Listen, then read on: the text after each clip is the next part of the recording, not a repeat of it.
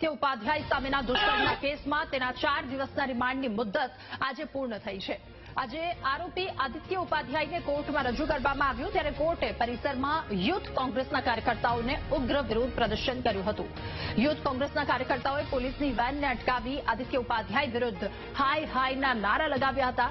કોંગ્રેસના આ વિરોધ પ્રદર્શન દરમિયાન ભારે હોબાળો મચતા પોલીસે વિરોધ કરનાર કેટલાક યુથ કોંગ્રેસના કાર્યકર્તાઓની અટકાયત પણ કરી। કોંગ્રેસે આ મામલે ભાજપ પર આકરા પ્રહારો કર્યા છે અને આરોપીને સખત સજાની માંગ કરી છે।